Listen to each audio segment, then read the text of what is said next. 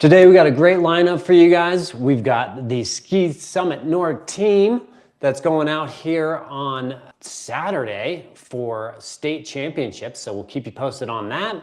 We've also got the bill for the proposed vacancy tax. That got killed, we're gonna cover that. And 4 towns, 4 markets, plus we got a great new listing to share with you. So stay tuned, all that coming up on the Ski Summit Real Estate Show.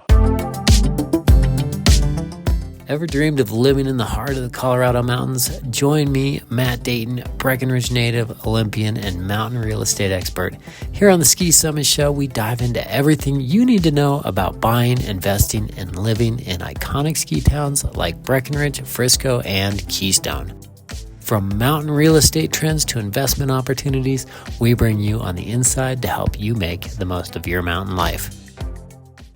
Welcome to the Ski Summit Real Estate Show, number 148. I'm here with Benji, my producer and live stream sidekick. Hey, Benji. How you doing? I'm doing well, man. I'm doing well. So we got your latest go-to source for news with real estate here in the mountains. What do we got on the lineup for today, Benji? For today, the first thing we've got is what's happening in Summit County, and it's just like what you said. Summit Nordic ski team is preparing to compete in state championship meet. Nice job on rolling that off the tongue, man. I was trying my best. So we got a great lineup. We got a good crew of kids going to get out there and represent Summit County. We got a good shot at winning states here, which is super cool. I'm excited for these kids. They work so hard. This is like the hardest sport. As you know, this was an element of my sport with Nordic Combined. I was state champion a few times with Nordic. No way. Cool. Yeah, and runner up a couple times as well. So for the girls team, we've got Maeve Nimkowitz and Lucy Greenwood are both going to be top contenders there. So really strong for the girls. And then the boys, we got a really strong lineup. We've got Johnny Ryan, Carter Nimkowitz, Danny Butler, Levi Ryan, and Griffin Haynes. They were all in the top 7 here recently. So we've got a really good stack for those guys and a shot at state championships for both boys and girls. So stay tuned on that one. I'll keep you guys updated for next week. Sound like you got family in there too. That, I think, I'm not sure if those guys are related. Definitely. That's a very specific name to not be related. That family's they've got their own soccer team, so. Oh, no way. Crazy. Well, they could. All right, well, that moves us into ski mountain news, and we are talking about Kill Bill HB 1036. What was this? Something about vacancies? Yeah, so this was the proposed vacancy tax. Basically, the state was going to allow local governments to say if they wanted to tax vacant properties that were vacant more than a certain percentage. So this is the proposed bill for the vacancy tax for the state to allow the local governments to impose. And thankfully, this bill got killed.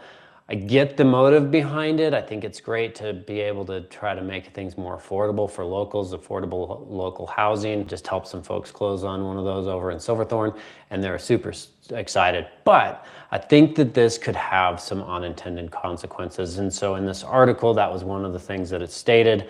We really look at what's going to bring revenue, business to the county, and people that own second homes that don't live in them all the time, they've got options. They can sell their home and they can go somewhere else. So really, I think it's a good thing that this didn't go through, because we need to retain and treat our second homeowners well. So anyway, that was HB 1036, got killed. Good, I like to hear it. That moves us into Market in a Minute with 4 towns and 4 markets. And I think you're sharing your screen.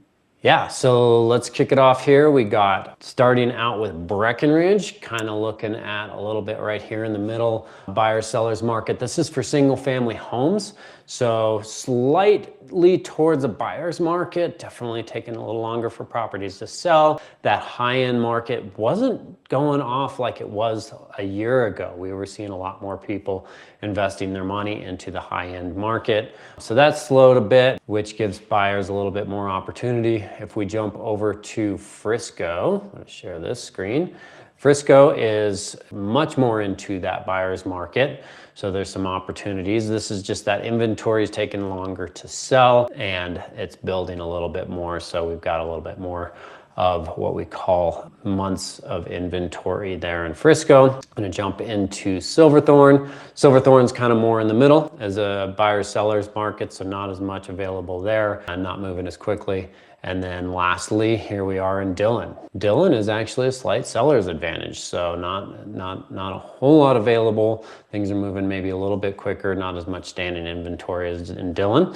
We'll keep you posted as we go into the spring here. That's as we start to go into the spring and summer months, we're gonna see that inventory grow, more homes coming on the market, so that could certainly change what we're seeing as far as these charts. And I'm back. 4 towns, 4 markets. All right.